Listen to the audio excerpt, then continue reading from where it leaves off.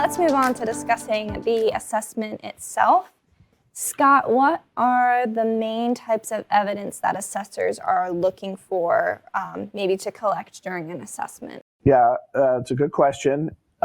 It really is the basis for your certification, because just because you think you have something in place, or you've made your best effort to put something in place, let's say, or maybe you misunderstood something and you don't quite have it in place until you don't discover that you've misunderstood it until the assessment. Mm-hmm. That would be a kind of a bad thing, but I would imagine that happens.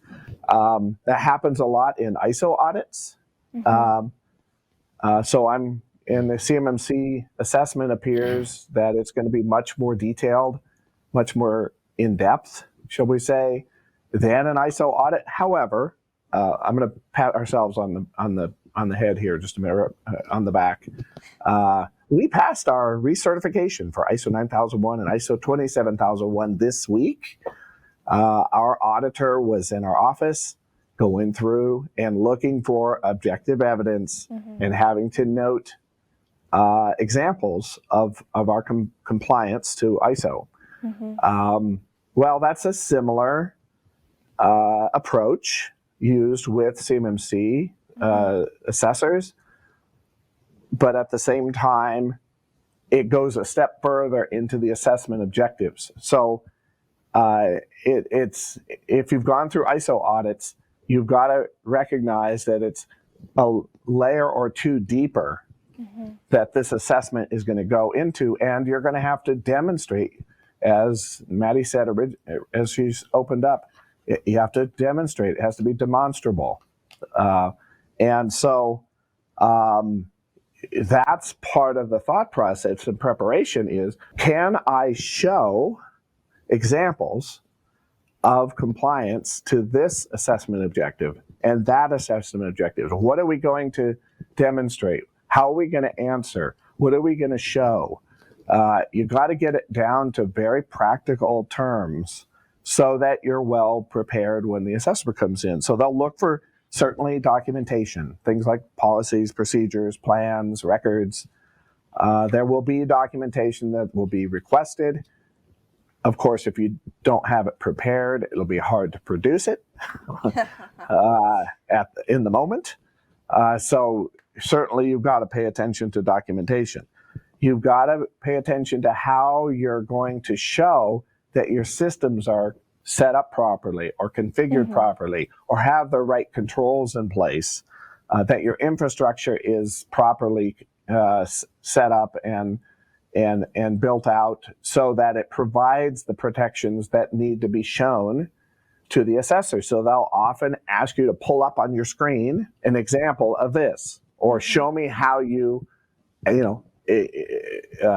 control the access of a certain user to a certain system. How do you prevent unauthorized access? And it's not just about what you say, it's about what you can demonstrate. Mm-hmm. That's going to make the difference here. Yeah. There will be interviews. So some of this will be verbal. And there will be evaluation, I guess you could say, to see if in fact your technical staff, your management, or your employees, all those who handle CUI, could be asked questions about how their process works, mm-hmm. what the steps they've got to follow, what are their security practices and policies in place for the company. Mm-hmm. That's a way of confirming that you've in fact deployed, implemented, done the training, and prepared your employees to work properly, work securely with CUI. So interviews not only of your experts, but of your employees, anyone who can access or handle or prepare or edit or utilize CUI.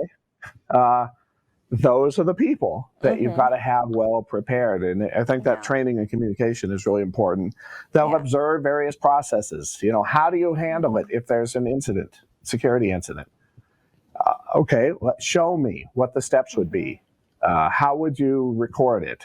How would you protect the data that needs to be protected, mm-hmm. so you can provide it in an incident response investigation. Yeah.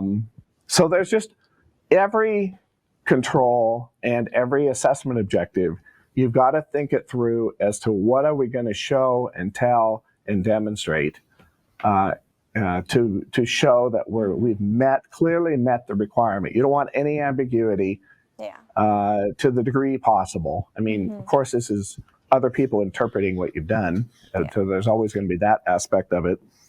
But if you don't even know what the answer is, you don't know what you're going to show, there's probably no chance you're going to get a met, check mark on that objective if you're not even clear how to show what you need to show and explain what you need to explain. Thank you for watching this video to the end.